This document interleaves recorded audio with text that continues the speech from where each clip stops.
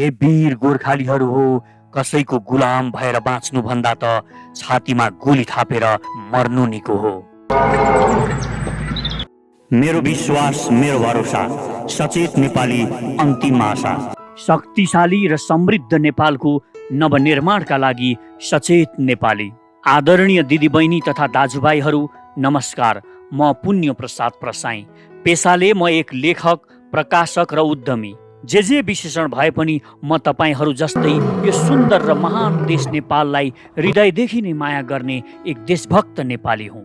नेपालको अस्तित्व नै खतरामा परेको यस संवेदनशील घडीमा विदेशी दलाल, भ्रष्ट र घुसखोर माफियाहरूको भण्डाफोर गर्दै देशभक्तिको भावना नेपाली जनजनमा पुर्याउनु अति आवश्यक भएपछि हामीले सर्वपहिचानवाद, नागरिक समाजवाद र समतावादको नयाँ सिद्धान्त आविष्कार गरेर सचेत नेपाली पार्टी गठन गरेका छौँ। निर्वाचन आयोगमा दर्ता भएर सचेत नेपाली पार्टीले चुनाव चिन्ह पनि प्राप्त गरिसकेको छ।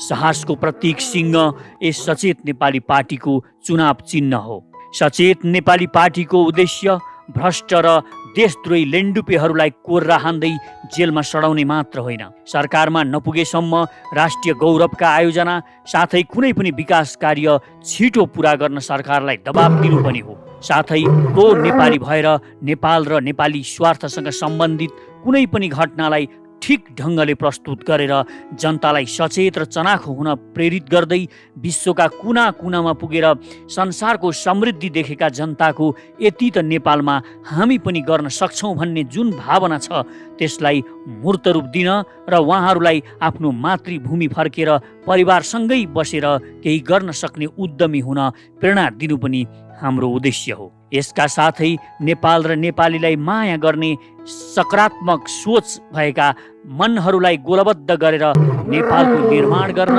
यहाँको बेथिति, विसङ्गति, भ्रष्टाचार र देशद्रोही दलाल लेन्डुपे जो मुलुकका साधन स्रोतको दोहन गरिरहेका छन् तिनीहरूका विरुद्धमा लड्न एउटा विश्वसनीय, भरपर्दो र शक्तिशाली आवाज निर्माण गर्नुपर्ने हो। आज हाम्रो देशले कुनै पनि क्षेत्रमा प्रगति गर्न नसक्नुको मुख्य कारण भनेको अहिले हाम्रो देशमा जति पनि पार्टी छन् तिनले सही सिद्धान्त अङ्गीकार गर्न सकेका छैनन्। उनीहरूले अँगालेको विचार र सिद्धान्त नै गलत छ। एउटा रुटको गाडी चढेर अर्को स्थानमा कहिल्यै पनि पुग्न सकिँदैन। गलत सिद्धान्तबाट सही परिणाम आउँदैन। गलत विचारले पदलोलुप, विदेशी दलाल, लुटेरा, पाखण्डी र भ्रष्टहरू नै जन्मन्छन्। यसरी गलत सिद्धान्त अङ्गीकार गरेर हामी अब कतिन्जेल यस्तै भ्रष्ट, लुटेरा र पाखण्डी नेता, व्यवसायी र कर्मचारी जन्माइरहने। देश 70 वर्षदेखि गरिबको गरिब छ। संसारमा कतै नेपालीहरूको इज्जत छैन। जहाँ पनि इमिग्रेसनमा हामी पुग्छौँ त्यहाँ आत्मविश्वास विहीन भएर हामी हाम्रो पासपोर्ट बुझाइरहेका हुन्छौँ। आखिर किन? किनकि फरक परिणामका लागि फरक विचार चाहिन्छ। उड्न चाहनेले बसेको हाँगो छोड्ने साहस गर्नुपर्छ। त्यसैले 70 वर्षदेखिका भ्रष्ट र विदेशी दलाल, पुराना पार्टी र तिनका नेताको भण्डाफोर गर्दै नेपाल र नेपालीको लागि 21औं शताब्दीको सुहाउँदिलो नयाँ विचार सर्वपहिचानवाद, नागरिक समाजवाद र समतावादका नयाँ सिद्धान्त प्रतिपादन गरेर तीव्र गतिमा फैलिरहेको वैकल्पिक शक्ति हो सचेत नेपाली पार्टी। हामी नेपाललाई फेरि शक्तिशाली, महान र ग्रेटर नेपाल बनाउन चाहन्छौँ। मित्रहरू हो, कोही मसिया आउला र देश बनाइदेला, मेरो दुःख हरण गर्देला भनेर पर्खेर नबसौँ। तपाईहरू जस्ता सही मानिसहरू नबोलिदिएकाले, राजनीति के काम भनेर मौन बसिदिएकाले यस देशलाई बर्बाद पार्ने खराब मानिसहरू राजनीतिमा हावी भएका छन्। विचारविहीन र समाधान दिन नसक्ने पार्टीहरूले 70 वर्षदेखि सत्ता कब्जा गरेर विकास रोक्नुको मुख्य कारण तपाईँको मौनता नै हो। किनभने तपाईँ जस्तो योग्य मानिसहरू पन्छिदिएर गलत मानिसलाई राजनीतिमा अघि बढ्न सहज पारिदिनु भयो। अहिले गाउँपालिकादेखि सिंहदरबारसम्म हल्ली खल्ली गरिरहेका पाखण्डी, भ्रष्ट र विदेशी दलालले पुरा देश कब्जा गरेका छन्। यस्ता नर्केहरूलाई सत्तामा पुर्याएर हामीले कहिल्यै खबरदारी गर्न पनि आवश्यक ठानेनौँ। परिणाम देश बर्बादीको सङ्घारमै पुग्यो। अब पनि यसै गरी तपाईँ जस्ता इमान्दार र देशभक्त मानिस राजनीति के काम भन्दै मौन बसिरहनु भयो भने तपाईँ हाम्रो पालामा त कुरै छोडौँ, हाम्रा पनाती पुस्ताको पालामा पनि यो देश बन्दैन। अझ जर्जर गरिब र भिकमङ्गा बन्नेछ। तपाईँ सक्रिय नभई यो देश बन्दैन र यो तपाईँको जुन मौनता छ यो भ्रष्ट र लुटेराहरूलाई देश लुट्न दिएको मौन समर्थन जस्तो भएको छ। हामी चाहन्छौँ अब तपाईँ बोल्नुहोस्, राजनीतिमा आउनुहोस्, किनकि सबै कुरा परिवर्तन गर्न सक्ने शक्ति यसैमा निहित छ। राजनीतिमा आउनुहोस्, हामीसँग जोडिनुहोस् भन्नुको अर्थ दिनभरि कामकाज छोडेर राजनीति भनेर फेरि लाउँदै हाम्रा पछि हिँड्नुहोस् भन्न खोजेको कदापि होइन। लामो अनुसन्धानपछि हामीले यो देश कुन लाइनबाट हिँडेर बनाउन सकिन्छ भनेर नयाँ सिद्धान्त प्रतिपादन गरेका छौँ। यो सही विचारलाई साथ समर्थन र टेवा पुर्याउनुहोस्। आफ्नो व्यापार व्यवसाय गर्दै पनि सक्रिय हुन सक्नुहुन्छ भने सक्रियतापूर्वक आउनुहोस्। तपाईँ विदेशमा या आफ्नो उद्यममा व्यस्त हुनुहुन्छ भने सचेत नेपालीले लिएको बुलन्द आवाजलाई जनतामा पुर्याउनका लागि आर्थिक जोहो गरिदिन सक्नुहुन्छ भने तपाईँले थोर बहुत साथीभाइबाट सहयोग जुटाइदिन पनि सक्नुहुन्छ।